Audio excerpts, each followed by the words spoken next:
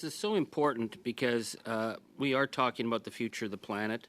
When I talk with my daughter and her young friends, they don't really have much trust that there is a sustainable future. And when I look at the actions of Canada and our government over the last number of years, they have a good reason to be concerned.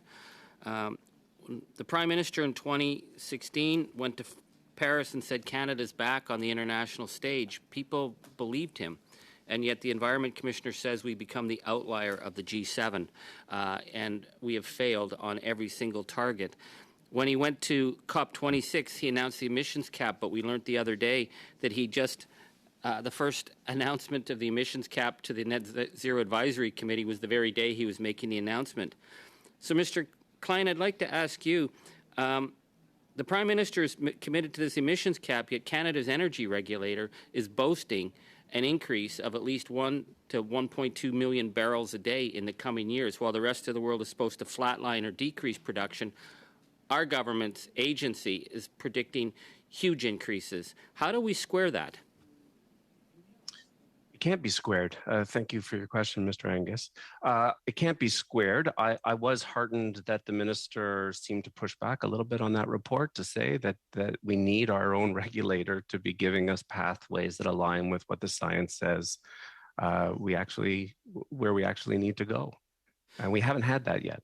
Okay, because when we met with the Association of Petroleum Producers, who have enormous access to the Environment Minister and the Minister of Natural Resources, I would think they must be speaking every 15 minutes, judging by the lobbying registry. They didn't seem to be all that thrown out by talk of an emissions cap. In fact, they said that their solution to the climate crisis was to increase production for offshore needs. Is that possible to do and sustain the planet? I don't think it is. I watched that testimony too, and heard the representative from CAP effectively saying that he wants to see our production increase.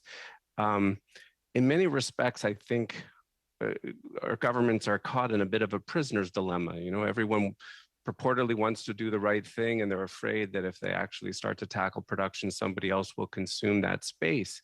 A legitimate concern, I guess, but real leadership in the face of that would be on the international stage actually pushing for treaties that tackle production. We would follow the lead of the province of Quebec and join the Global Alliance on the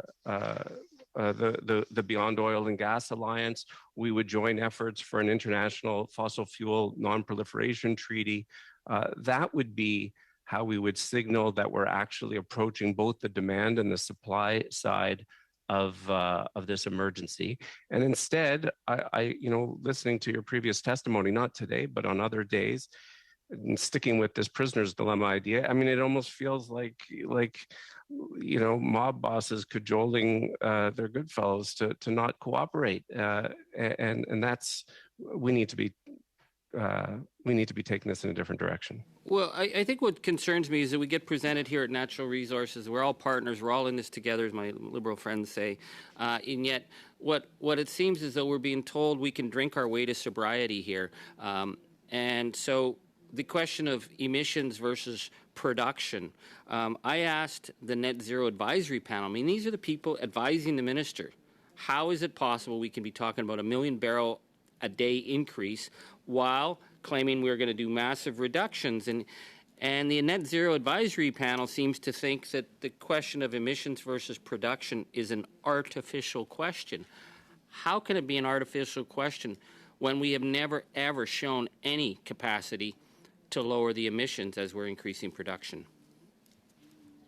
Yes, and those emissions have gone up, as we've said.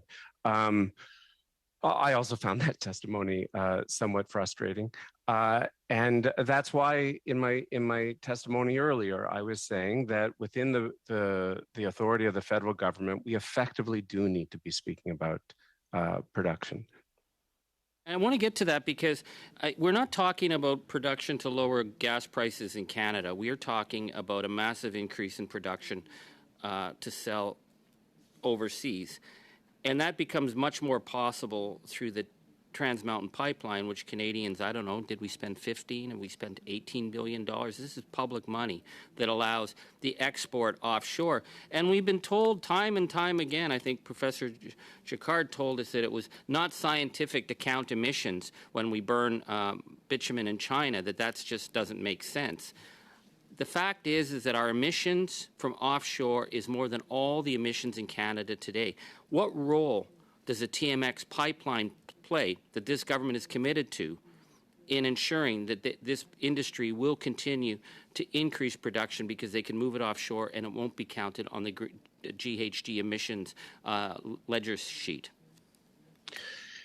Yeah, very good point. I see the time is limited, but the TMX pipeline is very much federal jurisdiction, and where we are approaching the $20 billion mark, that money would be much better spent somewhere else. Just finally then, because it is federal jurisdiction to transport through interprovincial and offshore, we can then have a say in federal on production, correct? I mean, that seems squarely in your jurisdiction. Thank you. We're going